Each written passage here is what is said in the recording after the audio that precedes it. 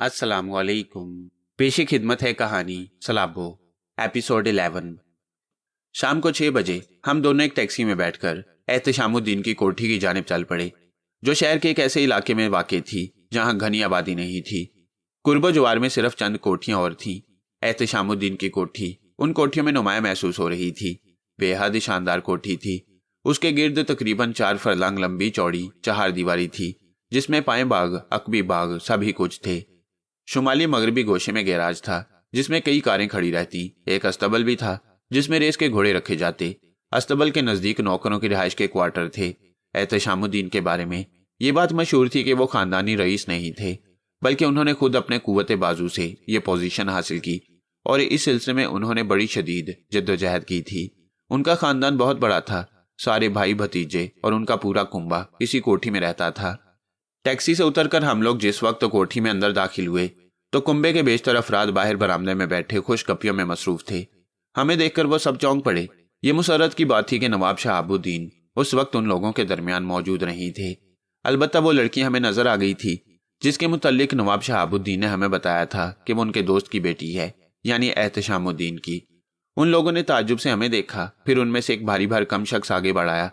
अच्छे खासे तनोतोश का मालिक, कद्दो कामत भी ठीक था। वो हम लोगों की तरफ आ रहा था। फिर हमारे नजदीक आकर वो बोला, जी फरमाइए, किससे मिलना है आपको? मजीद अहमद साहब से, सलाबो ने जवाब दिया, जो उस वक्त मास्क में मलफूफ था। खासा संजीदा और मुदब्बर नजर आने की कोशिश कर रहा था। मेरा नाम ही मजीद अहमद है। हम सुबहानपुर से आए हैं। एहतशामुद्दीन साहब की मौत की खबर देर से हमें मिली, बल्कि ये कहना मुनासिब होगा कि उनके मुकामी एडवोकेट ने हमें इसके बारे में इतला दी, तो हमें पता चला कि मोहतरम एहतशामुद्दीन का इंतकाल हो चुका है। उनके मुकामी एडवोकेट को यह बात मालूम थी कि नवाब एहतशामुद्दीन ने अपना वसीयतनामा हमारे पास रखा हुआ है। एहतशामुद्दीन साहब दर हकीकत बड़ी मसलहतों के आदमी थे। उन्होंने अपने मामलात से कभी किसी को आगाह नहीं रखा। मुख्तलिफ लोगों पर उनके मुख्तलिफ राज अयान थे, और वह सब एक दूसरे से कतई तौर पर नावाकिफ होते थे। चुनाचे उन्होंने बहुत अरसा कबल अपना वसीयतनामा मुरतब करके हमारे पास रखवाया था, और उन्होंने मुझसे कहा था कि अगर वो तबई या गैर तबई मौत का शिकार हो जाएं, तो इसके बाद 3 माह उनके अहले खानदान का जायजा लिया जाए, और जायजा लेने के बाद यह फैसला किया जाए कि वसीयतनामे की रूह से किसे नवाब साहब के तरके में से क्या क्या मिलना चाहिए। क्या कह रहे हैं आप? मेरी तो कुछ समझ में नहीं आया, मजीद साहब ने कहा। समझने की जरूरत नहीं है मजीद अहमद साहब, लेकिन मजीद अहमद हकलाए, नहीं, किसी किस्म के तरद्दुद की जरूरत नहीं। हमें इजाजत दीजिए कि हम यहाँ क्याम करें और अपना फर्ज पूरी तुंदही से अंजाम दें। आप उस मुकामी एडवोकेट का नाम बता सकते हैं जिसने आपसे राब्ता कायम किया? जी नहीं, ये सब कुछ सिगाए राज में रहेगा, सलाबो ने कहा। लेकिन आपके पास इसका क्या सबूत है कि किसी वक्त एहतशामुद्दीन मरहूम का आपसे राब्ता रहा है? उसके लिए ये कागजात मौजूद हैं, सलाबो ने कहा, और कागजात का फाइल उसके सामने कर दिया। मजीद अहमद कागजात देखता रहा, फिर बोला, मुमकिन है ये सब दुरुस्त हो, लेकिन आपका काम सिर्फ इतना है कि आप वसीयतनामा मंजरेआम पर ले आएं। इसके लिए आपका यहाँ क्याम तो जरूरी नहीं है। मजीद मियाँ ज्यादा हुक्मरान बनने की कोशिश ना करें। जब ये बात साबित हो गई कि इन लोगों का ताल्लुक किसी तरह एहतशाम मरहूम से रहा है, तो इन्हें कोठी में क्याम करने से कौन रोक सकता है? एक बूढ़े आदमी ने कहा, और मजीद अहमद चौंक कर उसे देखने लगा। हाशिम चचा, आप इस मसले में ना बोलें। मैं हुक्म देता हूं कि कोठी में इसके क्याम का बंदोबस्त किया जाए। बूढ़े ने कहा, हरगिज नहीं, मैं इसे बिल्कुल पसंद नहीं करूंगा। चले जाओ यहां से। आई से गेट आउट। वही लड़की उठकर सलाबो के सामने आ खड़ी हुई, जो होटल में शहाबुद्दीन के साथ थी। उसके होंठ फड़क रहे थे और चेहरा सुर्ख हो गया था। नहीं रक्षी बेटे, ये बुरी बात है। हाशिम चचा यहाँ सबसे मुअम्मर आदमी है, मजीद अहमद ने कहा। सुना नहीं तुम लोगों ने? मेहमानों के क्याम का बंदोबस्त करो, हाशिम चचा फिर बोले, और दोनों अपनी जगह से उठ गए। उन्होंने हमारा सामान हमारे हाथों से ले लिया। थोड़ी देर के बाद हम कोठी के एक खूबसूरत कमरे में थे, जो बेहद कुशादा था और जरूरत की तमाम चीजों से आराज था। 2 मसहरियां पड़ी हुई थी। अंदर पहुंचकर सलाबो ने मुझे आंख मारी और मुस्कुराने लगा। कैसी रही? खुदा जाने, मैं गहरी सांस लेकर बोला। यार, ये बेजारी नहीं चलेगी। बड़ा पुरलुत्फ माहौल है, पूरी तरह लुत्फ लो, वरना मजा नहीं आएगा। मैं कुछ और सोच रहा हूँ सलाबो। क्या? नवाब शहाबुद्दीन मुझे यहाँ देखेंगे तो क्या कहेंगे? वैसे ये लड़की या तो बहुत मगरूर है या किसी को तवज्जो से नहीं देखती। हाँ, मैंने भी गौर किया था, वो तुम्हें एक बार होटल में देख चुकी है, लेकिन पहचान नहीं सकी। बिल्कुल यही मैं कह रहा था। बहरहाल, नवाब साहब को संभाल लेना किसी न किसी तरह। अगर ये हो गया तो यहाँ का माहौल काफी दिलचस्प रहेगा। फैसला नवाब शहाबुद्दीन से मुलाकात के बाद होगा, मैंने ठंडी सांस लेकर कहा, और सलाबो खामोश हो गया। थोड़ी देर के बाद वो उठा और उसने अपना सामान अलमारियों में सजाना शुरू कर दिया। ज्यादा देर नहीं गुजरी थी कि दरवाजे पर दस्तक हुई और सलाबों ने दरवाजा खोल दिया। मुलाजिम चाय की ट्रॉली लिए खड़ा था, उसके पीछे हाशिम चचा भी थे। सलाबों ने उन्हें एहतराम से अंदर आने की इजाजत दे दी। हम लोग चाय पी चुके थे, ये तुम्हारे लिए है। शुक्रिया, तशरीफ लाइए, एक प्याली चाय हमारे साथ भी पी लीजिए। मुझे एतराज नहीं, हाशिम चचा बोले और बैठ गए। मुलाजिम ने चाय की 3 प्यालियां बनाकर हमें सर्व कर दी और फ्रूट्स की प्लेट्स हमारे सामने खिसका दी। तकल्लुफ की जरूरत नहीं है यहाँ। एहतशाम से ताल्लुक रखने वाला हर शख्स मेरे लिए काबिल एहतराम है। मैं जिंदा हूं तो तुम्हें कोई तकलीफ नहीं होगी। शुक्रिया हाशिम चचा, यूं भी यहाँ हम किसी को तकलीफ देने नहीं आए। जो फर्ज हमें सौंपा गया था उसकी तकमील जरूरी थी, वरना हम खुद मसरूफ हैं। बेशक बेशक, हाशिम चचा बोले। अव्वल तो एहतशाम साहब की मौत के असबाब ही हमें नहीं मालूम हो सके। दोइम ये भी कि अभी तक उनकी वसीयत के बारे में कोई सवाल नहीं उठा, बल्कि ये बहुत जरूरी था। मियाँ यूं कहो कि मालूम नहीं था इस बारे में किसी को, वरना तुम्हें भी खरीदने की पूरी कोशिश की जाती। खरीदने की? हाँ, बराहे करम, मुझे ज्यादा बोलने पर मजबूर मत करो। मुंह से निकली हुई बात पराई होती है। नहीं हाशिम चचा, हमें आपकी रहनुमाई की जरूरत है। बात यह है मियाँ कि मैं ठहरा छड़ा छांट, कोई आगे ना पीछे, बूढ़ा आदमी हूँ, जिंदगी का कोई भरोसा नहीं। मुझे किसी की दौलत या जायदाद से कोई गर्ज नहीं है, जबकि यहाँ सारे के सारे हर्सो हवस के बंदे हैं। बेचारे एहतशाम की जान इसी जायदाद की वजह से गई। गोया कत्ल। जब पुलिस ने इसे कत्ल नहीं माना तो मैं कैसे कहूँ? हुआ क्या था? सलाबों ने पूछा। एहतशाम की कुछ आदतों से फायदा उठाया गया। उसने शादी नहीं की, बस इसकी कोई वजह नहीं थी। बचपन से उसे दौलत कमाने का शौक था। हालात ने उम्र के उस हिस्से में उसकी मोहलत नहीं दी जो शादी का होता है। इसके बाद दिल मर गया। बहरहाल वो कुछ खपती हो गया था। अपना खाना हमेशा खुद पकाता, जबकि पूरी कोठी में दर्जनों मुलाजिम थे। एक अलग थलग हिस्से में रहता था, अलग सोता था। दूसरे लोग उसकी दौलत पर ऐश करते और वह फकीर मनुष्य मामूली सी जिंदगी गुजारता। लेकिन उनकी मौत, गैस की पाइपलाइन लीक कर गई थी, कमरे में गैस भर गई। सुबह को उसकी लाश कमरे में दस्तयाब हुई, गैस का शिकार हो गया। पुलिस ने तहकीकात की। हाँ मियाँ, सब हो गया और सब ठीक भी हो गया। मरने वाला जान से गया, अब लड़ते रहो कुत्तों की तरह। उसको क्या? एहतशाम साहब आपके कौन थे? भतीजा था, बल्कि सच्ची बात तो यह है कि पालनहारा था। मैं भी उसी के टुकड़ों पर बसर कर रहा था। वो साहिबजादी कौन थी जो हमें निकालने के दरपे थी? वही तो सबसे आला शख्सियत है, एहतशाम की बेटी, जो किसी बैरूनी मुल्क में थी और अब दरियाफ्त हुई है। लेकिन हाँ मियाँ, ये उस रूह पर इल्जाम है। अब वही उसे गलत साबित कर सकती है। लड़की के पास कोई सबूत है इसका? हो ना हो, जिन्होंने उसे यहाँ तक बुलाया है वही उसके जिम्मेदार भी होंगे। मसलन? मैंने सवाल किया। बस मियाँ, इससे ज्यादा कुछ मेरे लिए मुमकिन नहीं। अच्छा, इजाजत दो और सुनो। तुम्हारी कितनी ही मुखालफत हो, घबराने की जरूरत नहीं। दूध का दूध, पानी का पानी ही करके जाना। आप फिक्र न करें हाशिम चचा, हम इन सबको पानी पानी कर देंगे। सलाबो शरारत से बोला और हाशिम चचा बाहर निकल गए। क्या समझे अजीजम? सलाबो मेरी तरफ देखकर बोला। सिर्फ एक बात सोच रहा हूँ। वो क्या? नवाब शहाबुद्दीन का इस सिलसिले में क्या किरदार है? वो इस कदर परेशान क्यों है? ये भी मालूम हो जाएगा। कौन सा मुश्किल काम है? सलाबो ने कहा और मैं गहरी सांस लेकर खामोश हो गया। बाहर अंधेरा फैल गया, शाम हो गई। अभी हम लोग यहाँ अजनबी थे और सलाबो पूरे तौर से कुछ नहीं करना चाहता था।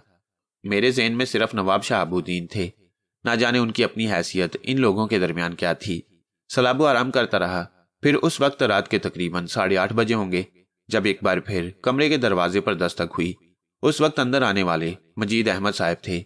वही भारी भरकम शख्स बज़ाहिर जो नजर आता था, दर हकीकत वो नहीं था। इस वक्त वो चेहरे पर खुश इखलाकी के आसार लिए अंदर पहुंचा। कैसे हैं आप लोग? उसने पूछा। बहुत खुश और मसरूर, सलाबो जल्दी से बोला। मुझे अफसोस है कि रक्षी ने उस वक्त आपसे बदतमीजी करने की कोशिश की। दरअसल यहाँ आकर वो इस कदर बददिल हो गई है कि हर चीज से चिढ़ने लगी है। बहुत परेशान है वो और नए नए आदमियों को देखकर भड़क उठती है। कब तशरीफ लाई है वो? मैंने कहा। आई तो खैर वो आज ही है, लेकिन कई दिन पहले यहाँ आ चुकी थी। कोठी में वैसे 2-3 दफा चक्कर लगा चुकी है, मजीद अहमद ने जवाब दिया। कोई बात नहीं, हमें तो अपना फर्ज पूरा करना है, उसी के सिलसिले में हम यहाँ आए हुए हैं, सलाबो ने कहा। जैसा कि आपको पता है मेरा नाम मजीद अहमद है और मैं एहतशामुद्दीन का बहनोई हूँ। उनकी बहन भी जिंदा है और इसी इमारत में मुकीम है। एहतशामुद्दीन के बारे में आपको इतना इल्म तो होगा कि वो फकीर मनुष्य था और बेपनाह जायदाद का मालिक होने के बावजूद हमेशा सादा जिंदगी बसर करता। इसी सादगी ने उनकी जान ले ली। तकरीबन सारी कोठी के जरूरी अमूर मुझे ही तय करना होते थे। उसकी जायदाद की देखभाल भी मेरे ही सुपुर्द थी। बड़ी जिम्मेदारियां लाद दी थी उसने मेरे ऊपर, लेकिन मुझे हैरत है कि उसने अपने किसी वसीयतनामे के बारे में मुझे कभी कुछ नहीं बताया। हाँ, उनकी यही ख्वाहिश थी कि इस वसीयतनामे को उस वक्त तक सिगाए राज में रखा जाए जब तक या तो वो खुद ही इसे मंजरे आम पर लाने के लिए ना कहें या फिर किसी गैर फितरी मौत का शिकार ना हो जाएं।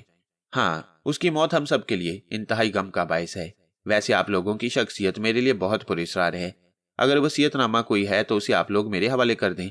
बसूरत दीगर आप इस सिलसिले में यहाँ मुकीम रहकर क्या मालूम करना चाहते हैं?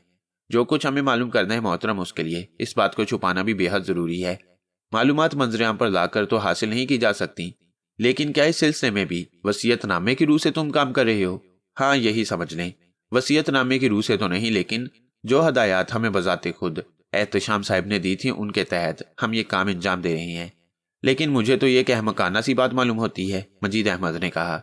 मुमकिन है ऐसा ही महसूस होता हो, सलाबो मुस्कुराकर बोला। अगर इस वसीयतनामे की कानूनी हैसियत को अदालत में चैलेंज कर दिया गया तो आपकी क्या पोजीशन होगी? हमें बड़ी खुशी होगी। इस तरह कानून भी हमारा हमनवा हो जाएगा, क्योंकि ये हमारा जाती मसला नहीं है, बल्कि ये तो एक तरह से फर्ज है जिसे हम पूरा करने की कोशिश कर रहे हैं। तो आप कितने अरसे यहाँ क्याम करेंगे? मजीद अहमद ने पूछा। गैर मुय्यना मुद्दत तक। ओ, मजीद अहमद ने तीखे अंदाज में कहा। हाँ, इसका कोई यकीन नहीं है। अगर तुम लोग मुझे वसीयतनामे की शिक्कें बता दो तो मैं यहाँ तुम लोगों को सहूलतें मुहैया कर सकता हूँ। जी नहीं, हमें किसी सहूलत की जरूरत नहीं, बस यहाँ रहेंगे। और अगर आप लोगों को इस पर एतराज हो तो हम इस सिलसिले में कानूनी मदद भी हासिल कर सकते हैं, चूंकि वसीयत के मुताबिक ये सब कुछ जरूरी है। जहन्नुम में गई वसीयत, मजीद अहमद ने कुर्सी के हत्थे पर घुंसा मारकर कहा। मैं इन तमाम बातों को बकवास समझता हूँ। खूब, सलाबों ने चुभते हुए लहजे में कहा।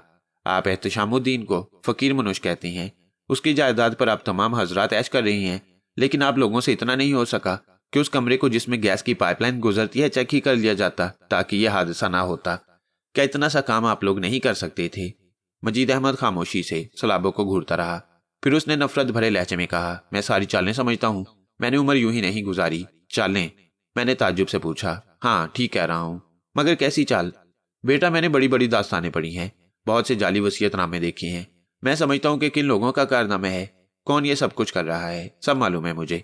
मैं खुले अल्फाज में कह रहा हूँ कि तुम या वो जो सब कुछ कर रही हैं अपनी कोशिशों में कामयाब नहीं हो सकेंगे। ये सब कुछ फ्रॉड है, मैं साबित कर दूंगा।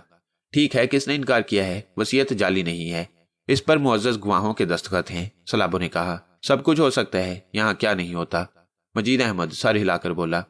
आप अदालत से रुजू कर सकती हैं। वसीयतनामे के इल्हाक के बाद तो अदालत के दरवाजे खुले हुए हैं, आप अदालत से रुजू करें।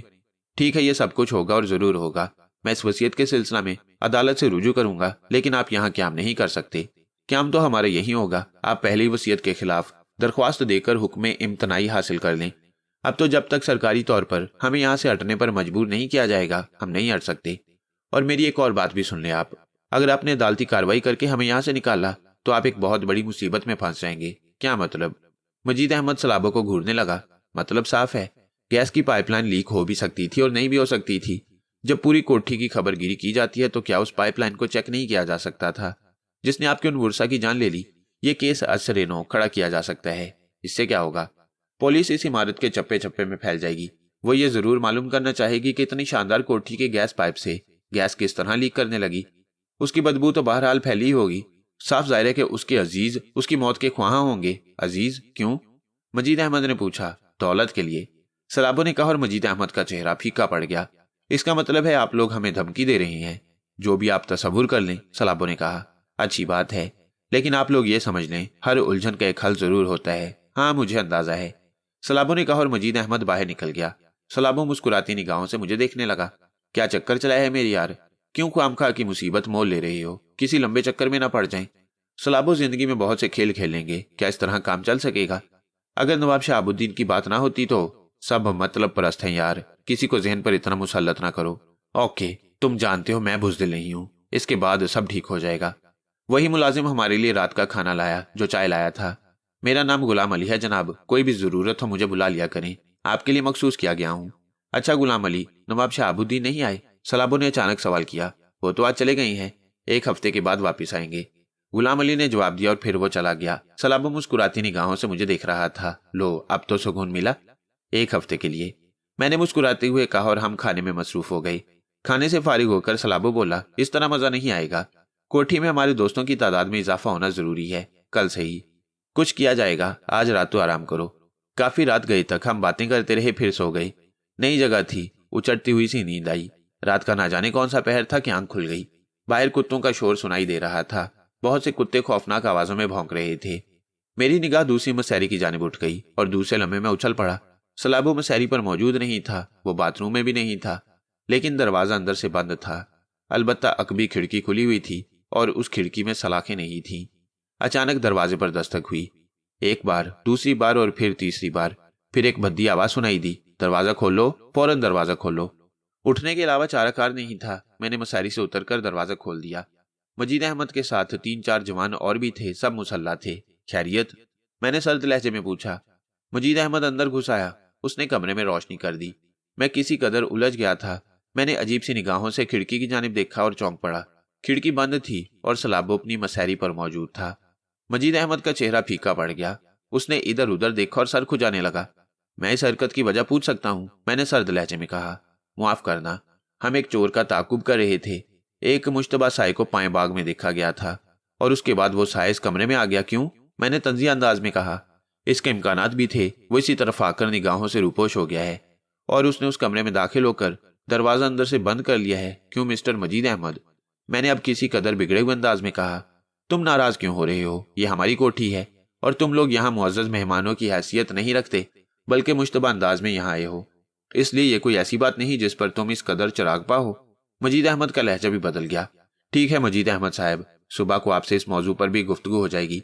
मेरे ख्याल में अब इसके अलावा और कोई चाराकार नहीं रहा है कि हम यहाँ पुलिस की मदद हासिल करें और तमाम मामला तो उसके सपुर्द करके उसके बाद यहाँ क्याम करें। हमें जो जिम्मेदारी सौंपी गई है उसकी कानूनी हैसियत है मिस्टर मजीद अहमद, और आप उस कानूनी हैसियत को चैलेंज कर रहे हैं। जाइए इस वक्त, सुबह को आपसे बात होगी, मैंने करख्त लहजे में कहा और मजीद अहमद अपने साथियों को वापसी का इशारा करके खुद भी दरवाजे की तरफ मुड़ गया। मैंने जोरदार आवाज के साथ दरवाजा बंद कर दिया। दरवाजे के करीब खड़े होकर मैं गहरी गहरी सांसें लेने लगा। अगर उस वक्त सलाबो अपनी मसहरी पर मौजूद ना होता और खिड़की बंद ना होती तो मजीद अहमद यकीनन शुबा का शिकार हो जाता। वैसे इस बात का अंदाजा तो मैं लगा ही चुका था कि वो मुश्तबा साया सलाबो के अलावा किसी का नहीं हो सकता था, क्योंकि थोड़ी देर पहले मैं खुद भी उसे उसके बिस्तर से गायब देख चुका था और खिड़की खुली हुई थी। सलाबो बस उसी वक्त वापस आया था जब मैंने दरवाजा खोलने के लिए दरवाजे की जानिब कदम बढ़ाए। वो अब भी इत्मीनान से सो रहा था। मैं उसके करीब पहुंच गया। मैंने रोशनी गुल कर दी थी। कहाँ गए थे तुम? मैं उसके करीब जाकर बोला। बस यूं ही आवारागर्दी कर दें, जरा सैरो सियाहत को दिल चाहा था। सलाबो ने मुस्कुराकर करवट बदली। यार पता नहीं तुम क्या चक्कर चला रहे हो, मैं ख्वामखा किसी मुसीबत में फंसना नहीं चाहता। सलाबो फजूल बकवास नहीं करो, लुत्फ आ रहा है यहाँ तो। इस कोठी के हालात बड़े पुरस्रार हैं और मैं तो तुम्हारे मुरब्बी नवाब शहाबुद्दीन की आनत के लिए यहाँ आया हूँ। इसके अलावा अगर कोई और दिलचस्प मशगला तुम्हारे ज़हन में है तो बताओ। अच्छी खासी तफरीह हो रही है यार, और तुम है कि भीगी बिल्ली बने हुए हो। ये बात नहीं है सलाबो, मेरी शख्सियत बड़ी मशकूक है। मैं बार बार इन लोगों को पुलिस की धमकी दे रहा हूँ, लेकिन क्या तुम ये नहीं सोचते कि अगर पुलिस दर हकीकत यहाँ आ गई तो अपनी क्या कैफियत होगी? क्या कैफियत होगी? सलाबो ने नाक चढ़ाकर पूछा। यार तुम ऐसी पुरस्रार कुव्वतों के मालिक हो कि हर तरह अपना दिफा कर सकते हो, लेकिन मेरी शामत आ जाएगी। ये पुरस्रार कुव्वतें मैं कहाँ से लाऊं? मैं जो तुम्हारे साथ हूँ। क्या जेल से निकलते वक्त तुमने नहीं देखा था कि मेरे और तुम्हारे साथ ने क्या गुल खिलाए? वो तो ठीक है, लेकिन मेरा और तुम्हारा साथ हमेशा गुल नहीं खिला सकता। अगर 3 गोलियां मेरे सीने में उतार दी जाएं तो क्या तुम अपनी कुव्वत से उन्हें मोड़ सकते हो? मोड़ सकता हूं। अगर यकीन ना हो तो तजुर्बा करके देख लो। क्या मतलब? मतलब ये कि तजुर्बा करके देख लो। सलाबो ने हाथ उठाकर कहा। नहीं सलाबो, फिर भी कुछ थोड़ा सा, बस अब और कोई बात नहीं, तुम तजुर्बा करके देख लो। मैंने कहा ना तजुर्बा करो। तजुर्बा किए बगैर मैं तुम्हारा पीछा नहीं छोड़ूंगा। क्या तजुर्बा करूं? वो गुलदान उठाओ। सलाबो ने एक तरफ रखे पीतल के वजनी गुलदान की तरफ इशारा किया। क्या करोगे इसका? क्या दांतों से चबाओगे? मैंने झिल्लाए हुए लहजे में कहा और सलाबो हंस पड़ा। हाँ चबाऊंगा, तुम उठाओ इसको, उसने कहा और मैंने आगे बढ़कर गुलदान उठा लिया। अब इसे पूरी कुव्वत से मेरी तरफ फेंको। सलाबो बोला। क्यों, क्या सुकून की नींद सोने का इरादा है? मुझे भी हंसी आ गई। हाँ सुकून की नींद सोना चाहता हूँ। जो कुछ कह रहा हूँ करके देखो। सलाबो बोला। चोट लग जाएगी यार, क्यों खामखा के झगड़ों में पड़ रहे हो? नहीं सलाबो, प्लीज मेरी बात मानो। सलाबो ने इस बार संजीदगी से कहा और मैंने अजीब सी निगाहों से उसे देखा। जितनी कुव्वत से फेंक सकते हो फेंको। अगर तुमने इसमें रियायत बरती तो उस वक्त तक मुसलसल फेंकते रहना पड़ेगा जब तक कि तुम इसे अब मेरी मर्जी के मुताबिक ना फेंको। मगर यार करोगे क्या? मैं तुम्हें यह बताना चाहता हूं कि गोलियों का रुख भी मोड़ा जा सकता है। अच्छा चलो मैंने मान लिया सब, अब इन फजूल हरकतों से परहेज करो। सलाबो, मैं तुमसे कितनी आजिजी से दरख्वास्त कर चुका हूं कि जो कुछ मैं कह रहा हूं वो करो। तो लो, मैंने झिलाए हुए अंदाज में गुलदान पूरी कुव्वत से उस पर फेंक मारा। गुलदान एक मखसूस जगह तक सीधा गया और उसके बाद उसका रुख बदल गया। वो पलटा और दीवार से टकराया।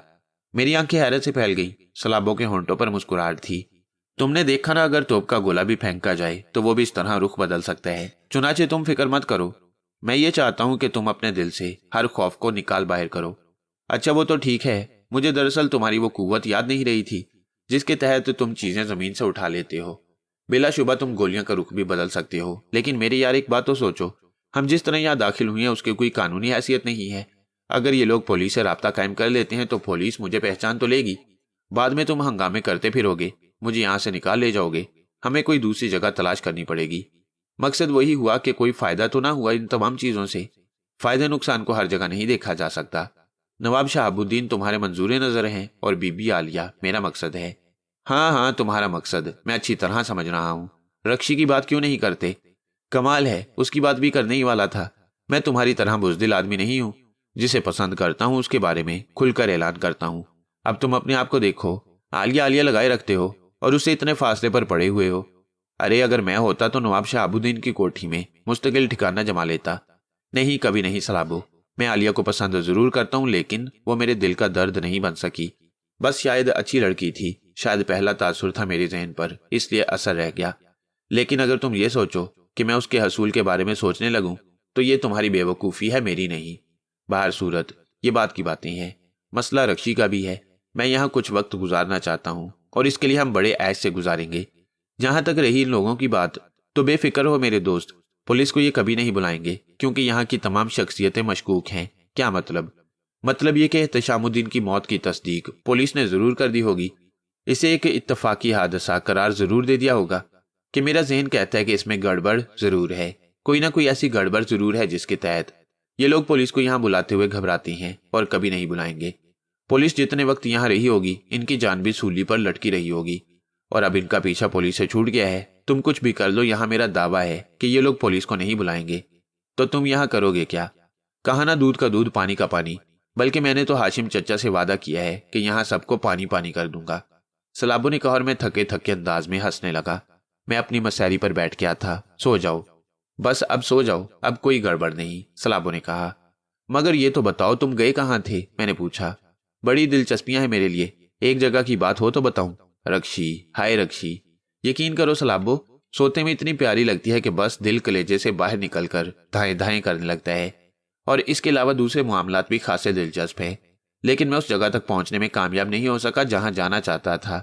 अभी तो यहाँ तवील अरसा क्याम है, देखते हैं क्या सूरत-हाल रहती है, सलाबो ने जवाब दिया। तुम यहाँ से बड़ा बेइज्जत करके निकलवाओगे सलाबो। बहरहाल तुम्हारी मर्जी भाई, मेरी और तुम्हारी इज्जत तो अब यकसा ही है। जवाब में सलाबो के खराटे सुनाई दिए। मैं हंसता हुआ अपनी मसैरी पर दराज हो गया। बड़ा मुतमईन आदमी था, हालांकि जिन हालात से वो गुजर रहा था वो भी अच्छे खासे तशवीशनाक थे, लेकिन उसे किसी बात की ज्यादा परवाह नहीं मालूम होती थी। वैसे मुझे उसकी ये शख्सियत बहुत पसंद आई। ऐसे बागो बहार आदमी कम ही होते हैं जो परेशान कुन हालात में घिरे होने के बावजूद अपनी शख्सियत बरकरार रखते हैं। काफी देर तक नींद न आई और फिर सो गया। दूसरी सुबह उस वक्त जागे जब दरवाजे पर दस्तक दी जा रही थी। सलाबो ने उठकर दरवाजा खोला। एक खादमा थी जिसने इतला दी कि 15 मिनट के बाद नाश्ता लग जाएगा और आपको नाश्ते के कमरे में तलब किया गया है। गुड, हम पहुंच रहे हैं, सलाबो ने जवाब दिया और बाथरूम की जाने पड़ गया। मैं भी उठकर बैठ गया। जब वो गुस्ल से फारिग होकर बाहर आया तो मैं गुस्ल खाने में चला गया। 15 मिनट के अंदर अंदर हम दोनों तैयार हो गए। दरवाजे के करीब पहुंचे तो वही मुलाजमा नजर आई। चलिए, नाश्ता लग गया है। बहुत खूब, चलो, सलाबो ने जवाब दिया और हम दोनों बड़े पूरे इत्मीनान अंदाज में चलते हुए मुलाजमा की रहनुमाई में उस कमरे में पहुंच गए जो नाश्ते का कमरा था। नाश्ते की बड़ी मेज पर तकरीबन तमाम लोग ही मौजूद थे। रक्षी, हाशिम चचा, मजीद अहमद और दूसरे अहले खानदान। मुलाजिम नाश्ता सर्व कर रहे थे। ये बात मेरी समझ में नहीं आई कि एहतशामुद्दीन की मौत के बाद यहाँ का निज़ाम किस तरह चल रहा है। मुलाजमों की तनख्वाहें वगैरह और कोठी और जायदाद के दूसरे इंतजामात की देखभाल कौन करता है। हैरत अंगेज तब्दीलियां पाई थी हमने उन लोगों में। हमारे लिए अब किसी के चेहरे पर भी बुरे तासुरात नहीं थे। हल्की सी मुस्कुराहट और हल्की हल्की आवाजों से हमारा खैर मकदम किया गया और हमें हमारी कुर्सियां बता दी गईं। हम दोनों खामोशी से उन कुर्सियों पर बैठ गए और नाश्ता शुरू हो गया। मजीद अहमद हमारे सामने ही बैठे हुए थे। कई बार उन्होंने चंद चीजें हमारी तरफ बढ़ाईं। सलाबो ने मायने खेज निगाहों से मुझे देखा, लेकिन मैंने जानबूझकर उससे निगाहें हटाई रखी। जाहिर है ये इशारेबाजी देखी भी जा सकती थी। सबसे हैरत अंगेज तब्दीली रक्षी में थी, क्योंकि पहले दिन वो खासी बरहम नजर आई थी हम दोनों को देखकर, लेकिन उस वक्त वो पुरसुकून बैठी थी। शायद इन लोगों में कोई खिचड़ी पक गई थी। क्या खिचड़ी थी अब तो ये तो बाद में मालूम हो सकता था। खामोशी से नाश्ता खत्म हो गया। नाश्ता के बाद मजीद अहमद ने कहा, अगर आप लोगों को कुछ खास मसरूफियत ना हो तो मैं आपका कुछ वक्त लेना चाहता हूँ। जरूर, हमारी मसरूफियत तो यही है कि आप लोग हमारा वक्त लें, सलाबो ने जवाब दिया। हाशिम चचा, आप इन लोगों को अपने कमरे में ले जाएं, मैं पहुंच रहा हूँ, मजीद अहमद ने हाशिम चचा से कहा, और हाशिम चचा ने गर्दन हिला दी। जहमत होगी, आप लोग आइए, उन्होंने कहा, और हम उनके साथ आगे बढ़ गए। थोड़ी देर के बाद हम हाशिम चचा के कमरे में पहुंच गए। अच्छा खासा कुशादा कमरा था, कदीम फर्नीचर से आरास्ता। हाशिम चचा सादा तबीयत के मालिक मालूम होते थे। उन्होंने हमें कुर्सियों पर बैठने की पेशकश की और खुद भी हमारे सामने बैठ गए। उनके होंठों पर फीकी सी मुस्कुराहट थी। मैं नहीं जानता बेटे कि आप लोग किस प्रोग्राम के तहत आए हैं और क्या करना चाहते हैं यहाँ, लेकिन मैं पहले भी कह चुका हूँ कि एहतशामुद्दीन का कोई भी मसला हो, मैं उसमें हर तरह से मदद करने को तैयार हूँ। मैं बहुत ज्यादा मोहब्बत का मुजाहरा नहीं करूंगा। सबसे पहले तो तुम्हें अपनी पोजीशन ये बता दूं कि इस कोठी में मेरे इतने अफराद नहीं फैले हुए। मेरा मतलब है मेरी औलाद या और दूसरे तमाम लोग। मैंने शादी ही नहीं की थी, तने तनहा हूं। पहले भी तुम्हें बता चुका हूं, इसलिए ये बात तो तुम भूलकर भी ना सोचना कि मुझे एहतशामुद्दीन की दौलत से कोई वास्ता होगा। अलबत्ता चचा था उसका और वो मेरी बड़ी इज्जत करता था। मैं उसकी मौत से जिस कदर रंजीदा हूं मेरा दिल ही जानता है। मैं चाहता हूं कि उसके सिलसिले में जो भी काम हो मैं उसमें अपना फर्ज पूरी तरह अंजाम देता रहूं। बड़े अच्छे ख्यालात हैं आपके, मैं बड़ा मुतासिर हुआ हूं, लेकिन इस वक्त ये इज्तिमा के सिलसिले में है। बस तुम ही लोगों से कुछ गुफ्तगू करनी है, हाशिम चचा ने बताया। मजीद अहमद साहब कहाँ रह गए हैं? कुछ दूसरे लोगों को भी वो इस सिलसिले में मुलविस करना चाहता है, मसलन फाइक जो एहतशामुद्दीन का मामूजाद भाई है। इसके अलावा आफाक, ये वो सब लोग हैं जो यहाँ खास हैसियतों के मालिक हैं। बाकी तमाम अफराद तो बस यहाँ अपना वक्त गुजार रहे हैं, हाशिम चचा ने जवाब दिया। ताज्जुब की बात है हाशिम चचा, नवाब एहतशामुद्दीन साहब ने अपने अहले खानदान को अपने साथ ही क्यों जमा कर रखा है? बड़ी अजीब फितरत का मालिक था वो बेटे, इंसानों में बैठकर तन्हा बोलना पसंद करता। तुम शायद यकीन ना करो कि उसने एक एक को अपने घरों से बुलवाया। कभी उनकी जात से कोई लालच न रखा, बल्कि खुद ही उनके लिए सब कुछ करता रहा। यहाँ उसने उनके लिए रोजगार फराहम किए, उन्हें हर किस्म की सहूलतें मुहैया की। वो लोग जो अपने छोटे छोटे मकानात या तो बेच आए थे या फिर किराए पर उठा आए थे, उनसे खुद ही फायदा उठाते थे। एहतशामुद्दीन ने कभी उनसे कोई पैसा न लिया और उनकी तमाम जरूरियात का ख्याल रखा। बस ये एक शौक था उसका कि अपने खानदान में बैठकर हंसे बोले। ऐसे नफीस आदमी की मौत जिस कदर तकलीफ दे हो सकती है, तुम उसका अंदाजा लगा सकते हो। यकीनन बड़ी अजीब बात है। एहतशामुद्दीन साहब ने आप सब लोगों के लिए तो ऐश फराहम कर दिए और खुद वो एक मामूली जगह में रहते थे जहां कोई सहूलत न थी। कोठी उनकी इतनी उम्दा है कि उसका कोई जवाब नहीं, लेकिन उनकी रिहाइशगाह में गैस की एक ऐसी पाइपलाइन थी जो फट भी सकती थी और उनकी मौत का सबब बन सकती थी। और अगर उन्होंने आप लोगों के लिए इतनी सहूलतें फराहम कर दी थी तो क्या आप में से किसी एक का यह फर्ज नहीं था कि आप में से कोई उनकी रिहाइशगाह का भी ख्याल रखता और उन्हें इस बदतरीन मौत से बचा लेता? हाशिम की आंखों से आंसू निकल पड़े। बस कुछ नहीं कहा जा सकता, वो चला गया। वो क्या था, अब उसके बारे में कोई भी कुछ कहेगा तो यही समझा जाएगा कि खुशामद हो रही है या एक मरे हुए आदमी से ख्वामखा वाबस्तगी का इजहार किया जा रहा है। लेकिन उसने अपने लिए बहुत कुछ कमा लिया, अपनी आकबत संवार ली थी उसने। हाशिम चचा की आवाज भर आ गई। उसी वक्त मजीद अहमद 2-3 नौजवानों के साथ अंदर दाखिल हो गया। उन सबको हम पहले भी देख चुके थे। इसके बाद नशिस्त जम गई। आफाक ने कहा, मैं आप लोगों को किसी भी सिलसिले में परेशान नहीं करना चाहता। जिस मकसद के तहत आप आए हैं, हमारा फर्ज है कि हम आपसे ताउन करें। आपके साथ बेहतर सलूक नहीं हुआ तो मैं मुआफी चाहता हूँ, लेकिन इतना हक हमें दीजिए कि हम पूछ सकें कि आप यहाँ आखिर क्या करना चाहते हैं। अगर एहतशामुद्दीन साहब की कोई वसीयत है तो आप उसे हम तक पहुँचाने से क्यों गुरेज कर रही हैं? आपकी हैसियत क्या है? और जो कुछ भी है, आप यहाँ जो तहकीकात करना चाहते हैं तो इसकी नौयत क्या है? आपके साथ भरपूर ताउन किया जाएगा, इसका हम वादा करते हैं, लेकिन कम अज कम हमें मखमसे में ना रखा जाए। मोहतरम आफाक साहिब, मैं आपसे ये अर्ज कर दूं कि यह सब कुछ जो किया जा रहा है 100% कानूनी हैसियत रखता है। अगर आप लोगों ने हमसे ताउन ना किया तो हम मजबूरन कानून की मदद हासिल करने की कोशिश करेंगे। आप यूं समझ लें कि एहतशाम साहब ने अपनी एक बहुत बड़ी जिम्मेदारी हमें सौंप दी थी। हम इस बारे में थोड़ी सी तहकीकात करेंगे, इसके बाद आपकी वो वसीयत आपको मुंतकिल कर दी जाएगी। उसके तहत जो कुछ भी हो ये आप लोग बेहतर समझ सकते हैं। हमें सिर्फ चंद रोज का मौका दें कि हम यहाँ रहकर अपना काम मुकम्मल कर लें। वो तो ठीक है, लेकिन हम आपके तरीकाकार से लाइलम हैं और ये नहीं समझ सकते कि आप यहाँ क्या करना चाहते हैं। اس لیے اگر آپ کے ساتھ کوئی زیادتی ہو جائے تو ہم ذمہ دار نہ ہوں گے۔ اس سلسلے میں آپ سے یہ اعتراض کرتا ہوں آفاق صاحب کہ ہم جو کچھ کر رہے ہیں کرنے دیجیے۔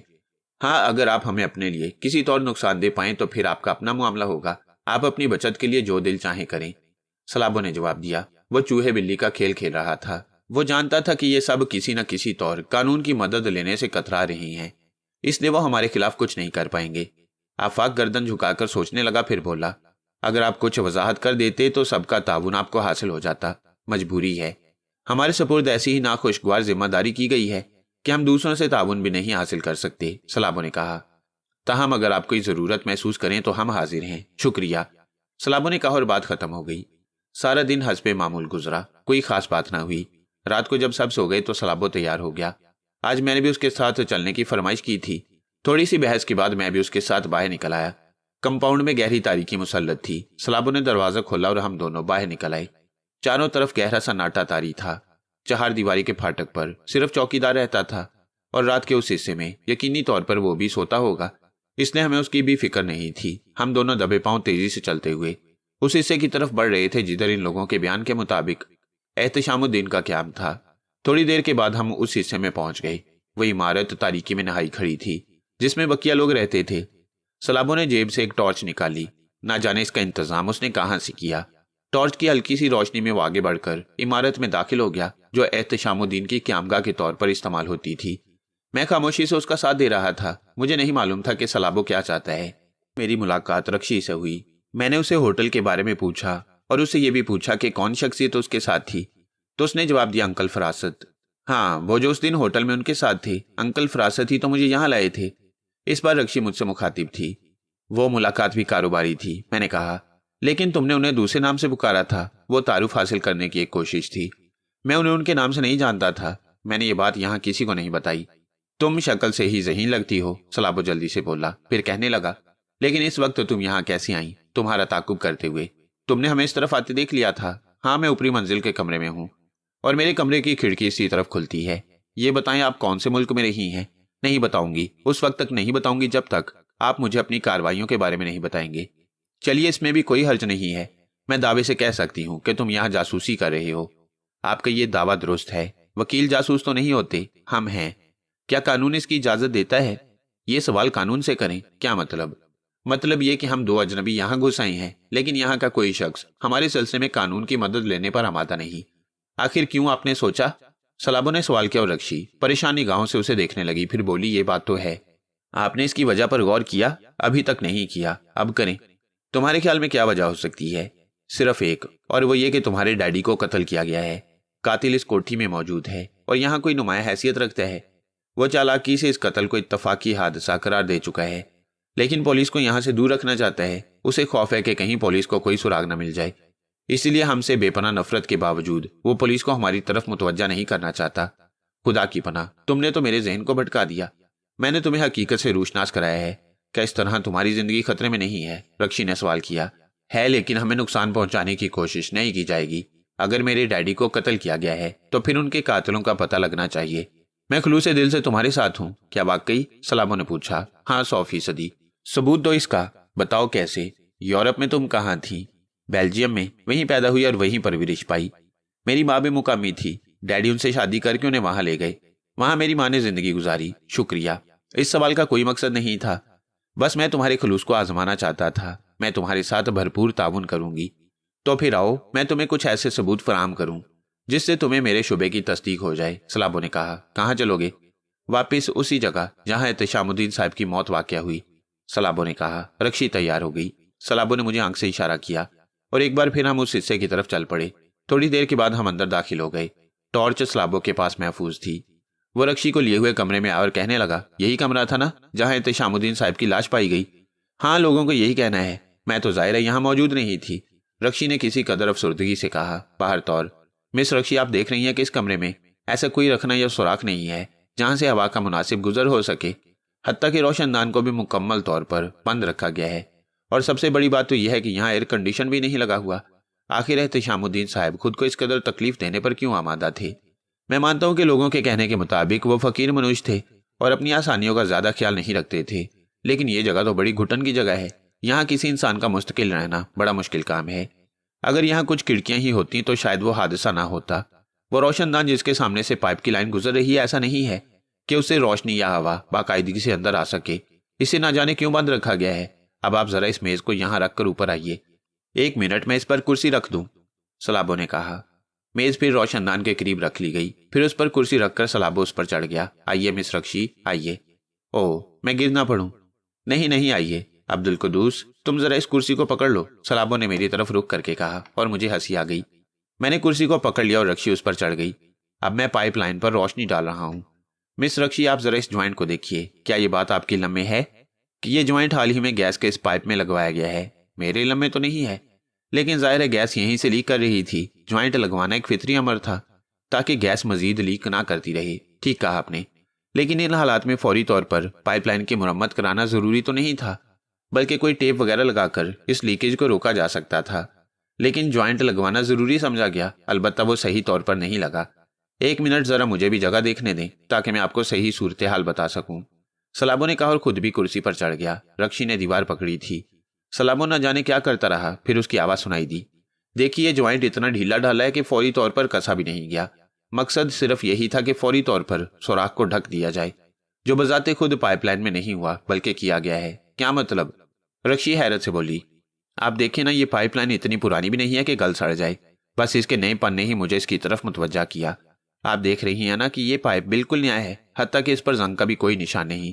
اور یہ سوراخ آپ غور سے دیکھیں، پلیز ناک بند کر لیجئے، آپ کو یقیناً بدبو آ رہی ہوگی، سلابو نے کہا اور چند لمحات کے بعد بولا، ہاں تو آپ نے دیکھا یہ سوراخ؟ میں ٹارچ کی روشنی اس پر ڈال رہا ہوں۔ آپ دیکھیے یہ خود بخود نہیں ہوا، بلکہ پائپ کو کسی ایسی چیز سے دبایا گیا ہے جو بہت زیادہ طاقتور ہوگی۔ ویسے اتنے موٹے پائپ کو اس آسانی سے دبا لینا آسان کام نہیں، اس کے لیے کوئی مشینی ذریعہ ہی استعمال کیا گیا ہوگا۔ کیا مطلب ہے آپ کا صلاح الدین صاحب؟ رکشی نے حیرت سے پوچھا۔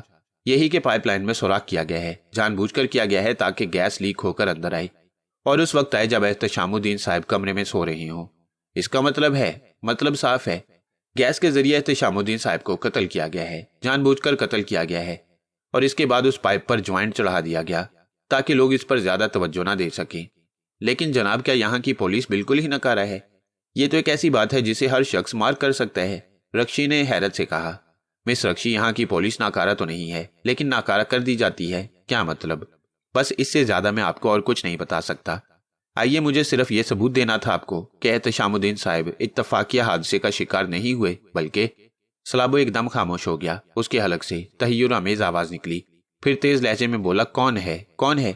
اسی وقت کمرے کے باہر کی جانب دوڑتے ہوئے قدموں کی آوازیں سنائی دی، یوں لگ رہا تھا جیسے کوئی پھسل گیا ہو۔ سلابو نے کمرے سے باہر چھلانگ لگا دی۔ میں خود بھی اس طرف دوڑا جدھر سے آواز آئی تھی۔ ٹھہرو، رک جاؤ ورنہ گولی مار دوں گا، سلابو نے گرج کر کہا، لیکن بھاگنے والا نہیں رکا۔ ہم ایک سائے کو بخوبی دیکھ رہے تھے جو عقبی پارک کی طرف دوڑ رہا تھا۔ سلابو نے بھی اس طرف چھلانگ لگا دی اور اس کے پیچھے پیچھے دوڑنے لگا۔ میں خود بھی اس کے پیچھے پیچھے تھا، اور شاید ہمارے پیچھے رکشی۔ کافی فاصلے پر لگی ہوئی بے ترتیب جھاڑیوں نے کئی بار ہماری راہ روکی۔ اس دوران بھاگنے والا کوٹھی کے احاطے کی دیوار تک پہنچ گیا، جس کی اونچائی 5-6 فٹ سے زیادہ نہیں تھی۔ ہمارا اس کا فاصلہ تقریباً اب بھی آدھا فرلانگ تھا۔ دیکھتے ہی دیکھتے وہ دیوار پر چڑھ گیا۔ سلابو نے گولی مارنے کی دھمکی بس یوں ہی دی تھی، ورنہ اس کے پاس ریوالور وغیرہ نہیں تھا۔ بھاگنے والا دیوار پر چڑھ کر دوسری طرف کود گیا۔ سلابو جانتا تھا کہ اب تعقب فضول ہے، کیونکہ احاطے کی دیوار کے دوسری جانب ایک طویل میدان پھیلا ہوا تھا۔ میں اور رکشی سلابو کے قریب پہنچ گئے۔ سلابو کھڑا ہم دونوں کو دیکھ رہا تھا۔ کون تھا؟ رکشی ہامتے ہوئے لہجے میں بولی، یہ پتہ نہیں، تم لوگ یہاں رکو، میں ابھی آیا۔ بلکہ یوں کرو عبد القدوس کہ تم رکشی کو لے کر اپنے کمرے میں چلے جاؤ۔ ٹھیک ہے، میں نے جواب دیا اور رکشی میرے ساتھ آگے چل پڑی۔ میرا ذہن الجھا ہوا تھا، وہ شخص کون ہو سکتا ہے جو ہماری باتیں سننے کی کوشش کر رہا تھا؟ یقیناً کوٹھی کے افراد میں سے کوئی۔ رکشی خاموشی سے میرے ساتھ چل رہی تھی۔ وہ میرے کمرے میں آ گئی اور تھکے تھکے انداز میں ایک کرسی پر بیٹھ گئی۔ یہ سب کچھ نہ جانے کیا ہو رہا ہے، میں تو یہاں آ کر مصیبت میں پھنس گئی ہوں۔ رکشی، تمہیں اپنے ڈیڈی سے پیار نہیں تھا؟ یہ سوال تم لوگ کئی بار کر چکے ہو۔ اپنے دل پر ہاتھ رکھ کر سوچو، کیا تمہارے ماں باپ نہیں ہوں گے کبھی؟ تھے، بہت عرصہ ہوا، ہم ان سے محروم ہو چکی ہیں، میں نے جواب دیا۔ صلاح الدین بھی؟ رکشی نے پوچھا۔ ہاں، وہ بھی۔ تمہارا اور کوئی نہیں ہے یہاں؟ ہیں، لیکن باہر تو اور والدین نہیں۔ خیر، میں اس سلسلے میں کیا کہہ سکتی ہوں؟ جہاں تک ڈیڈی کا تعلق ہے، میں تمہیں چند باتیں بتا دوں۔ میری ماں کے اور احتشام الدین صاحب کے تعلقات بہت زیادہ بہتر نہیں رہے۔ انہوں نے ہمیں بیلجیم میں چھوڑ رکھا تھا، ہماری ضروریات ضرور پوری ہو جاتی تھی، لیکن درمیان درجے کے انسان کی حیثیت سے وہ ہمارا بہت زیادہ خیال نہیں رکھتے تھے۔ ملاقاتیں بھی بہت کم ہوتی تھی۔ میں نے زندگی میں 2-4 بار ہی ڈیڈی کو دیکھا، بس ان کی تصویر سے دل بہلاتی رہتی۔ ان حالات میں تم خود سوچ لو کہ مجھے ان سے کس قدر محبت ہو سکتی ہے۔ تو یہ بات ہے، ہاں یہ بات ہے، لیکن اس کے باوجود وہ میرے باپ تھے۔ میں ان کے وجود کو ہمیشہ اپنے آپ پر محسوس کرتی تھی۔ میں سوچتی تھی کہ میں بے حد محفوظ ہوں، میرے باپ کا سایہ میرے سر پر قائم ہے۔ ماں کی موت کے بعد یہ احساس اور بھی شدت اختیار کر گیا۔ ایک بار ڈیڈی سے بھی ملاقات ہوئی ماں کی موت کے بعد، تب میں نے ان سے کہا تھا کہ اب مجھے وطن واپس لے چلیں، لیکن انہوں نے اس کی سختی سے مخالفت کی تھی اور کہا تھا کہ مجھے بیلجیم میں ہی زندگی گزارنا ہوگی۔ ان کے لہجے میں بے حد سختی تھی، جو کسی باپ کے لہجے میں نہیں ہوتی۔ میں بڑی بددل ہوئی تھی اس بات سے۔ اب کیا آپ محسوس کرتی ہیں مس رکشی کہ آپ دشمنوں میں گھری ہوئی ہیں؟ ہاں، مجھے احساس ہے اس بات کا۔ اگر میرے ڈیڈی کو قتل کیا گیا ہے اور دولت کے لیے قتل کیا گیا ہے، تو اب کیا وہ لوگ میرے دشمن نہیں بن جائیں گے؟ ظاہر ہے اب تو اپنے ڈیڈی کی دولت کی واحد وارث میں ہی ہوں۔ یا اگر تم لوگوں کے پاس کوئی وصیت موجود ہے تو زیادہ سے زیادہ اس میں ان لوگوں کو تھوڑا بہت حصہ دے دیا گیا ہوگا، بس اس کے علاوہ اور کیا بات ہو سکتی ہے؟ لیکن یہ لوگ میری برتری تسلیم نہیں کریں گے۔ ہاں مس رکشی، اس بات کے امکانات ہیں، تو پھر میں کیا کروں؟ مجھے اس شخص کے بارے میں بتاؤ جس کا نام تم نے انکل فراست بتایا ہے، وہ تمہارے مددگار ہیں۔ میں نہیں جانتی، انکل فراست نے ہی مجھے بیلجیم سے بلوایا تھا تاکہ یہاں ڈیڈی کی جائیداد میرے حوالے کر دیں۔ انہوں نے ہی ایئرپورٹ پر مجھے ریسیو کیا اور پھر مجھے لے کر ہوٹل میں آ گئے۔ وہی مجھے لے کر یہاں آئے۔ میں ان کے بارے میں اس سے زیادہ کچھ نہیں جانتی کہ وہ میرے ڈیڈی کے بزنس پارٹنر تھے۔ میں گردن ہلانے لگا۔ میرا ذہن بہت زیادہ غور و خوض کے قابل نہیں تھا۔ تھوڑی دیر کے بعد سلابو واپس آ گیا۔ سب سوئے ہوئے ہیں، کہیں کوئی ایسا اندازہ نہیں ہو سکا جس سے یہ پتہ لگایا جا سکے کہ اس جگہ داخل ہونے والا کوٹھی کے مکینوں میں سے کوئی تھا۔ رکشی، اب تم آرام کرو، مجھے افسوس ہے کہ تمہیں بھی میری وجہ سے پریشان ہونا پڑا۔ تم بالکل بے فکر رہو، ہم یہاں دودھ کا دودھ اور پانی کا پانی کر کے جائیں گے۔ وصیت ہمارے پاس محفوظ ہے، اس کے مطابق جو بھی صورتحال ہوئی وہ کیا جائے گا۔ کاش تم مجھے اپنا رازدار بنا سکتے، کاش تم اس وصیت کے بارے میں مجھے تفصیلات بتا سکتے۔ میں خود بھی اس میں ترمیم تو کر سکتی ہوں، وصیت کے مطابق جو کچھ بھی مجھے ملے یا دوسرے لوگوں کو ملے، میں ان لوگوں کو اس میں سے وہ سب کچھ دے سکتی ہوں جس سے ان لوگوں کا دل بھر جائے اور یہ میری دشمنی چھوڑ دیں۔ تم پھر بھول رہی ہو رکشی کہ تمہیں اپنے ڈیڈی کے قاتلوں سے بھی انتقام لینا ہے، سلابو نے اسے یاد دلایا اور وہ خاموش ہو گئی۔ بولی، میں آرام کرنا چاہتی ہوں، پلیز محسوس مت کرنا۔ ٹھیک ہے، سلابو نے جواب دیا اور رکشی باہر نکل گئی۔ میں دلچسپ نگاہوں سے سلابو کو دیکھ رہا تھا۔ یہ کیا گورکھ دھندا پھیلایا تم نے یار؟ کتنی بار کہو گے بھائی عبد القدوس، اس گورکھ دھندے میں تمہیں مزہ نہیں آ رہا؟ ابے تو واقعی مزہ آ رہا ہے، خاص طور سے تمہاری یہ جاسوسانہ صلاحیتیں دیکھ کر۔ یار سلابو، میرے ذہن میں ایک اور بات آئی ہے۔ کیا؟ اگر وقت ہمیں موقع دے اور ہم حالات سے نمٹنے میں کامیاب ہو جائیں تو کیوں نہ ہم جاسوسی کا ایک ادارہ کھول لیں اور اس ادارے کے تحت لوگوں کی امداد کی جائے؟ سلابو چونک کر مجھے دیکھنے لگا۔ اس کی آنکھوں میں غور و خوض کے تاثرات نظر آ رہے تھے، پھر اس کے چہرے پر ایک عجیب سی کیفیت پیدا ہو گئی۔ یار یوں لگتا ہے جیسے تم بھی کام کی باتیں سوچنے کے قابل ہو گئے ہو۔ کیا مطلب؟ میں ہنس کر بولا۔ مطلب صاف ہے یار، میرا خیال ہے زندگی میں پہلی بار تم نے ایک ایسی بات کی ہے جس پر مکمل طور سے غور کیا جا سکتا ہے۔ میں تمہاری بات سے ایگری ہوں یار، اس بات میں تو لطف ہی لطف ہے۔ اور پھر ہم دونوں ہم شکل جاسوس تو قیامت ڈھا سکتی ہیں۔ واہ بھائی عبد القدوس بنتے ہی تمہارے ذہن کی تو کایا ہی پلٹ گئی۔ تو کیا تم سنجیدہ ہو اس سلسلے میں؟ ہاں یار، واقعی سلابو۔ ارے شک کی کیا بات ہے، تم اسی کیس کو دیکھ لو، کتنا مزہ آ رہا ہے اس میں۔ میں احتشام الدین کے بارے میں تمام تفصیلات جاننا چاہتا ہوں۔ آخر انہیں کیوں قتل کیا گیا؟ ویسے یہ بات تو طے ہے کہ قاتل کوٹھی کا ہی کوئی فرد ہے اور اس کے پس پشت صرف دولت ہے، لیکن انہیں کس طرح قتل کیا گیا اور قتل کرنے والا کون تھا؟ کیا اس کا انکشاف کر کے تمہیں خوشی نہیں ہوگی؟ اور پھر خاص طور سے اس وقت جب کہ تمہارے سر محترم اس سلسلے میں دلچسپی لے رہی ہیں۔ پھر فضول گوئی شروع کر دی تم نے، بس اب بک بک بند کرو، بہت تھکے ہوئے ہو، سو جاؤ، میں نے جھلائے ہوئے انداز میں کہا اور سلابو ہنسنے لگا۔ ویسے یار یہ لڑکی اب قریب آتی جا رہی ہے، کیا خیال ہے تمہارا؟ ہاں ٹھیک ہے، مگر ہے بہت تیز، مشکل ہی سے تمہارے ہتھے چڑھے گی۔ ارے دیکھتے جاؤ، میرا نام بھی سلابو ہے، سلابو نے کہا اور مسحری پر لیٹ گیا۔ میں بھی آرام کرنے لیٹ گیا، لیکن کافی دیر تک میرے ذہن میں یہ سارے سوالات چکراتے رہے اور تھوڑی دیر کے بعد مجھے نیند آ گئی۔ دوسری صبح بھی ہم نے ناشتہ انہی لوگوں کے ساتھ کیا۔ ناشتے کی میز پر کوئی خاص کیفیت نہیں تھی، سب لوگ نارمل تھے۔ ناشتہ کے بعد ہم سب اپنی اپنی جگہ سے اٹھ گئے۔ رکشی نے ہم لوگوں کو کوئی خاص اہمیت نہیں دی، غالباً وہ یہ ظاہر کرنا چاہتی تھی کہ اس کا ہم سے کوئی خاص تعلق نہیں ہے۔ لیکن 1 گھنٹے کے بعد وہ ہمارے کمرے میں آئی۔ کمرے میں داخل ہو کر اس نے خود ہی دروازہ بند کر لیا اور ہماری طرف دیکھ کر مسکرانے لگی۔ ہیلو، کیسے ہیں آپ لوگ؟ بالکل ٹھیک ہیں۔ मैं खुद भी उन लोगों का तज्जिया करती रही हूँ, लेकिन मेरी अकल इस सिलसिले में कोई काम नहीं कर रही। लेकिन आप लोगों के बारे में मेरा ख्याल है कि आप लोग जासूस भी हैं। रात को जो कुछ हुआ वो बड़ा हैरत अंगेज था। मैं उस साई के बारे में तशवीश ज़दा हूँ जो हमारी गुफ्तगू सुनने की कोशिश कर रहा था, या शायद उसे ये इल्म नहीं था कि हम वहाँ मौजूद हैं और वो वहाँ दाखिल होने की कोशिश कर रहा था। आखिर वो कौन था?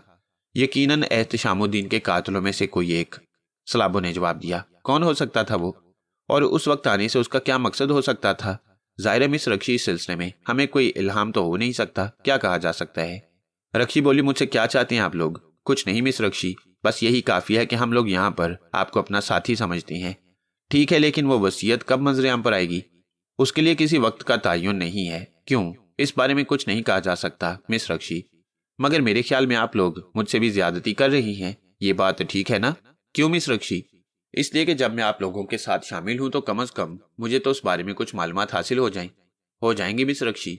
बल्कि यूं कहा जाए तो गलत ना होगा कि सब कुछ आप ही के लिए हो रहा है। हम आपको बेहतर तहफ़्फ़ुज़ मुहैया करना चाहती हैं और हमारी ख्वाहिश है कि यहाँ आपको कोई दिक्कत पेश ना आए। इसके लिए मैं आप दोनों की शुक्रगुजार हूँ, लेकिन जो जहनी उलझन मुझे है उसे बयान नहीं कर सकती। यूं समझ लें कि अगर हाशिम चाचा आपकी पुश्त पर ना होते तो ये यकीनन आपको निकाल बाहर करते। ये इतना आसान काम नहीं है। वैसे ये हाशिम चाचा क्या चीज़ हैं? बस बुजुर्ग हैं, खुद को हम लोगों से अलग थलग रखते हैं और शायद डैडी के हमदर्दों में से भी हैं। वैसे तो यहाँ सभी डैडी से हमदर्दी का इजहार करते हैं और उनके साथ साथ मुझसे भी, क्योंकि मैं अब यतीम हो गई हूँ। लेकिन खुलूस दिल से उन्होंने मुझे तस्लीम नहीं किया और इसकी वजह यह है कि मैं उन लोगों के इल्म में ना थी। अगर मेरे बारे में मुकम्मल तौर पर सबूत ना होते तो ये लोग मुझे तस्लीम करने से ही इनकार कर देते। मुमकिन है वसीयतनामा मंजर-ए-आम पर आए तो ये लोग तुम्हारे खिलाफ भी कोई अमली कार्रवाई करें। हाँ, ये बात भी मेरे जहन में है। फिर इस सिलसिले में आप क्या करना चाहती हैं? बस इसके लिए मैं खुद को तैयार रखे हुए हूँ। बहुत अच्छी बात है, इसके लिए हमारी खिदमत हाजिर हैं। शुक्रिया, मैं जो भी महसूस करूंगी आप ही लोगों से कहूंगी। अच्छा, मैं इजाजत चाहती हूँ, रक्षी बोली और बाहर निकल गई। दोपहर के करीबन 2 बजे थे और हम दोनों कोठी के बरामदे में बैठे हुए थे कि एक लंबी कार अंदर दाखिल हुई और नवाब शहाबुद्दीन उससे नीचे उतर आए। कार चूंकि पोर्च में आकर रुकी थी और पोर्च बरामदे से ज्यादा दूर नहीं था जहां हम लोग बैठे हुए थे, इसलिए नवाब शहाबुद्दीन ने हमें देख लिया और दूसरे लम्हे उनकी आंखें हैरत से फैल गई। वो रुककर इधर उधर देखने लगे और फिर सीधे मेरी तरफ बढ़ आए। उनकी आंखों में नाखुशगवार तासुरात थे। तुम, मेरा मतलब है, माफ कीजिएगा, मैं जरा 2 मिनट, उन्होंने सलाबो की तरफ देखकर कहा और सलाबो ने अपने मखसूस अंदाज में गर्दन हिला दी। वो वहां से आगे बढ़ गया। नवाब साहब इधर उधर देख रहे थे। उन्हें यह ख्याल था कि कोई उन्हें देख तो नहीं रहा। फिर वो करख्त लहजे में बोले, तुम्हारी यहाँ मौजूदगी मेरी समझ में नहीं आई। आ जाएगी नवाब साहब, लेकिन जो कुछ आपको मेरे बारे में इन लोगों से मालूम है आप उस पर हैरत का इजहार न करें बल्कि इनका साथ दें। क्या मतलब? हम यहाँ एक खास हैसियत से आए हैं। कैसी खास हैसियत? उसकी तफसील आपको बाद में बता दी जाएगी। मेरा ख्याल है आप यहाँ क्याम करेंगे। नहीं, क्याम का इरादा तो नहीं है, आज ही वापस जाना चाहता हूँ। लेकिन तुम्हें यहाँ देखकर बड़ी हैरत हुई है और परेशान भी हो गया हूँ। आखिर तुम इस मामले में टांग क्यों अड़ा रहे हो? यहाँ तक क्यों पहुंचे तुम? मैंने अर्ज किया ना, इस सिलसिले में रात को बात होगी। ठीक है, मैं ज्यादा देर आपके पास नहीं रुक सकता, लेकिन रात को तुम्हारे पास आऊंगा, इंतजार करना मेरा, नवाब शहाबुद्दीन ने कहा। बहुत बेहतर, मैंने जवाब दिया और नवाब साहब वापस पलट गए। मेरे होंठों पर मुस्कुराहट फैल गई। सलाबो मेरे पास वापस आ गया और मैं उसे नवाब साहब के बारे में तफसील बताने लगा। उसके होंठों पर भी मुस्कुराहट फैल गई। फिर वो बोला, सर हैं, जरा एहतियात रखना, कोई ऐसी बात ना हो जाए जिससे तुम्हारा मुस्तकबिल तारीख हो जाए। फजूल बातें मत किया करो। मुझे सर सर कहकर तुम छेड़ने की कोशिश कर रहे हो। हालांकि मैं इसका बिल्कुल बुरा नहीं मानता, मैंने जवाब दिया और सलाबो हंसने लगा। दिन भर कोई बात न हुई। रात के खाने पर नवाब शहाबुद्दीन भी मौजूद थे, लेकिन संजीदा संजीदा। मैंने महसूस किया कि दूसरे लोग भी उनके बारे में कुछ ज्यादा अच्छी राय नहीं रखते और उनसे कुछ हटे हटे से हैं। रात को तकरीबन 1 बजे के करीब नवाब शहाबुद्दीन ने हमारे कमरे के दरवाजे पर दस्तक दी। दरवाजा खुलने पर अंदर आ गए। उन्होंने सलाबो को देखा और परेशानी से गर्दन हिलाने लगे। क्या इनकी मौजूदगी ही में गुफ्तगू करना होगी?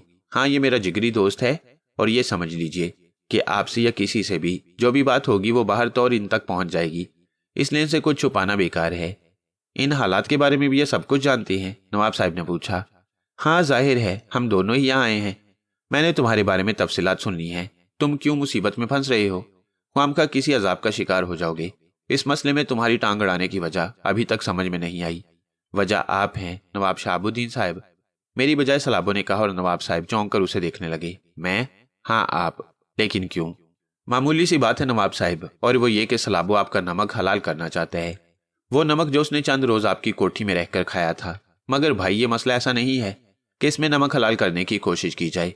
मुमकिन है तुम्हारी ये काविशें खुद मेरे लिए ही बार बन जाएं। आखिर वो कौन सी वसीयत है जिसके बारे में तुमने इन लोगों से कहा है? कोई वसीयत नहीं है, लेकिन हम पैदा कर देंगे, सलाबो बोला। क्यों, तुम्हें इससे क्या फायदा होगा? नवाब साहब, हमारा फायदा सिर्फ ये है कि अगर आप किसी उलझन का शिकार हैं तो उससे निकल जाएं। आप हमें बताएं कि इन मामलात में आप क्यों मुलव्विस हैं।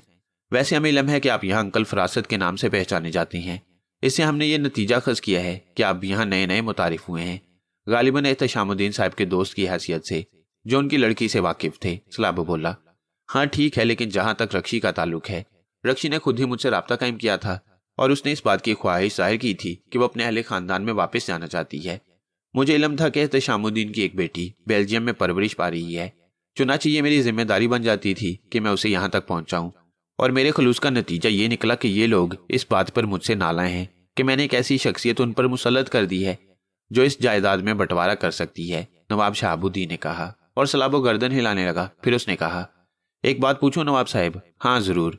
नवाब साहब, आप हमें यह बताना पसंद करेंगे कि एहतशामुद्दीन की जायदाद का सही वारिस कौन है?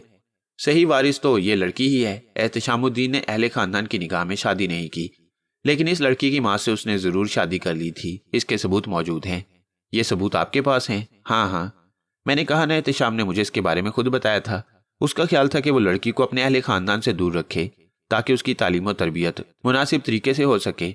उसे कुछ लोगों से उलझन थी। हम यहाँ दूध और पानी का मसला करने आए हैं और ये करके ही जाएंगे। मेरा ख्याल है इस तरह तुम लोग मुसीबत में फंस जाओगे। इतनी जहनी सलाहियतें नहीं है तुम्हारी कि तुम इनसे निमट सको। आपने इसका कैसे अंदाजा लगाया नवाब साहब? सलाबो ने पूछा। तुम्हारे बारे में तो खैर मैं कुछ नहीं जानता, लेकिन ये बच्चा मेरी समझ में नहीं आता कि ये तुमसे क्या ताल्लुक रखता है।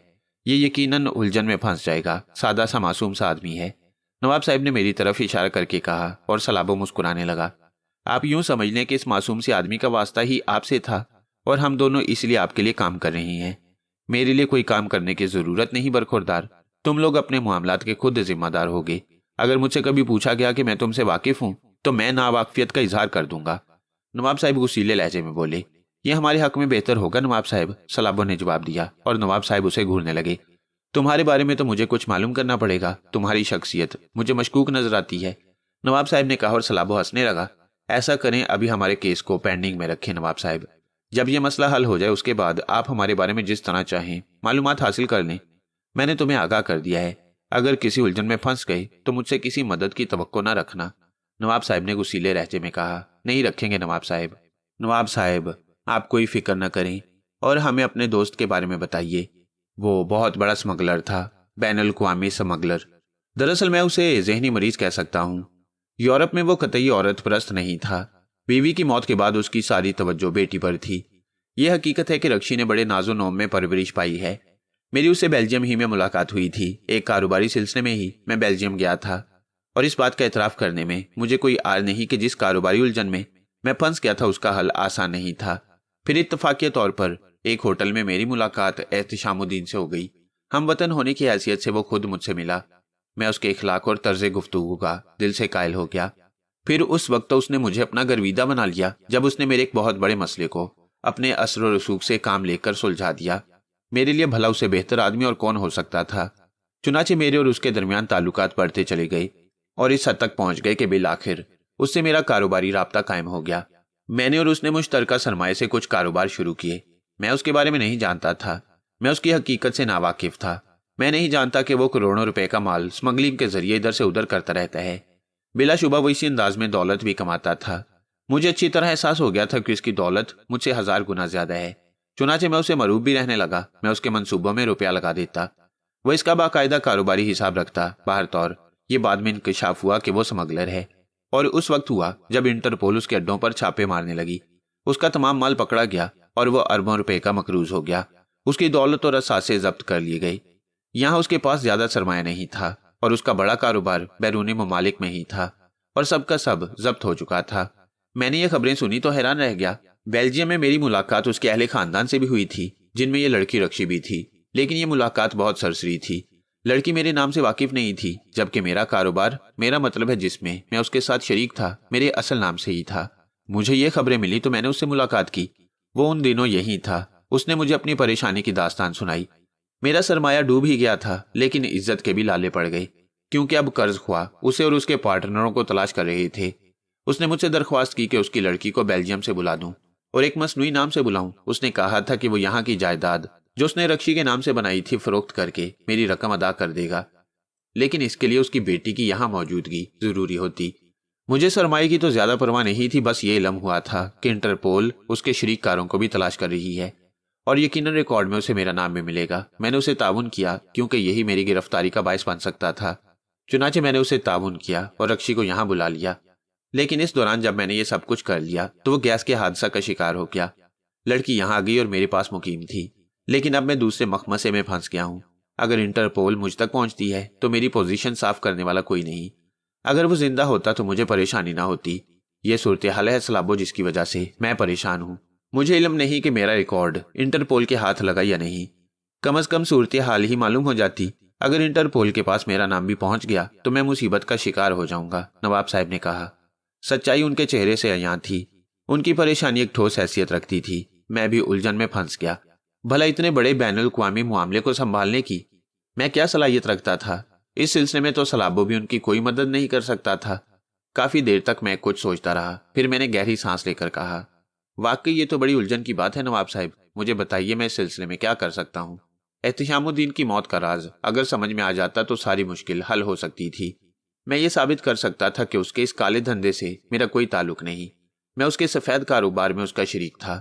چونکہ اس کے کاروبار کے دو رخ تھے اور جہاں تک میرا خیال ہے میرا سرمایہ اس کے کاروبار میں نہیں لگا ہوا تھا، لیکن اس کی گواہی تو وہی دے سکتا تھا، اور کون بھلا اس سلسلے میں میرا معاون ہو سکتا ہے؟ رکشی یہاں گئی ہے، مجھے اس بچی سے بھی ہمدردی ہے، چونکہ وہ ان تمام معاملات سے ناواقف ہے۔ اس کی موت میرے لیے جس قدر ہولناک ثابت ہوئی ہے تم تصور نہیں کر سکتے سلابو۔ مجھے اندازہ ہے جناب، کاش اس سلسلے میں آپ کی کوئی مدد کر سکتا۔ اگر تم لوگ کوٹھی میں رہ کر اس کے بارے میں یہ ساری باتیں معلوم کر ہی رہے ہو تو یہ پتہ چلاؤ کہ در حقیقت اسے قتل کیا گیا ہے یا وہ حادثاتی موت مرا ہے۔ اگر یہ اندازہ ہو جائے تو اس سے آپ کو کیا فائدہ ہوگا؟ میں اپنی پوزیشن مستحکم کر سکتا ہوں۔ بیٹے میں اور تو کچھ نہیں کہوں گا، بڑا تنہا محسوس کر رہا ہوں ان معاملات میں خود کو۔ کوئی اس قابل نہیں ہے کہ رازداری سے میرا ساتھ دے سکے۔ دولت کے ساتھی بے شمار ہوتے ہیں، لیکن ایسے لوگ بے حد کم ہوتے ہیں جو الجھنوں میں ساتھ دے سکیں۔ اگر تم یہ سب کچھ کر رہے ہو تو صرف یہ معلوم کرنے کی کوشش کرو کہ اس کی موت کا کیا راز ہے۔ اگر یہ راز حل ہو جاتا ہے تو میں اپنی گلو خلاصی کر لوں گا۔ میں نے بھی اس سلسلے میں بہت بھاگ دوڑ کی ہے، لیکن سوال یہی پیدا ہوتا ہے کہ احتشام الدین تو اس دنیا میں نہیں ہے، میری گواہی کون دے گا؟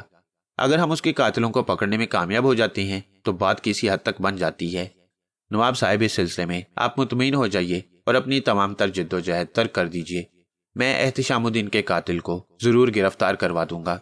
ویسے آپ کو ایک اطلاع بھی دینا چاہتا ہوں میں نے کہا۔ کیا؟ نواب صاحب نے پوچھا۔ رکشی کوٹھی چھوڑ بھاگی ہے۔ کیا مطلب؟ نواب صاحب نے چونک کر پوچھا، اور میں انہیں اس کی تفصیل بتانے لگا۔ نواب صاحب کی آنکھیں حیرت سے پھیل گئیں۔ اس نے ایسا کیوں کیا؟ وہ پرخیال انداز میں بولے۔ وجہ کچھ بھی ہو نواب صاحب، ایک بات میں آپ سے عرض کر دوں کہ آپ اس سے ملاقات کی کوشش نہ کریں، یہ بہت ضروری ہے۔ مگر یہ لڑکی، میرا مطلب ہے اس کی یہ ہمت کیسے ہوئی؟ وہ یہاں کے حالات سے اچھی طرح واقف نہیں ہے۔ بڑی عجیب و غریب بات بتائی ہے تم نے مجھے، نواب صاحب حیرت سے بولے۔ نواب صاحب میں آپ سے عرض کر دوں کہ وہ جس قدر معصوم نظر آتی ہے اتنی ہے نہیں، مکمل طور پر خود اعتماد لڑکی اور کافی چالاک بھی۔ ہاں خیر، اس میں تم سے اتفاق کروں گا، لیکن وہ عجیب و غریب حالات کا شکار ہے، یہاں غیروں میں آئی ہے اور یہ بھی نہیں جانتی کہ اس کا دشمن کون ہے۔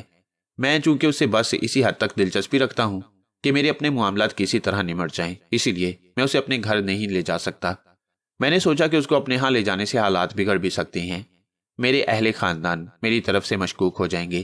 اس میں کوئی شک نہیں ہے، آپ میری یہ درخواست مانیں گے۔ میں نے آپ کو اس بات سے اس لیے آگاہ کیا ہے کہ آپ مزید الجھنوں کا شکار نہ ہو۔ تمہاری مرضی ہے نہیں ملوں گا اس سے، ویسے بھی مناسب نہیں ہے کیونکہ تم سے یہ اطلاع مجھے ملی ہے۔ اگر میں براہ راست اس سے رابطہ قائم کرنے کی کوشش کروں گا تو وہ یہ سمجھے گی کہ شاید میں اس کی ٹو میں ہوں، لیکن اس کی یہ عجیب و غریب حرکت میری سمجھ میں نہیں آئی۔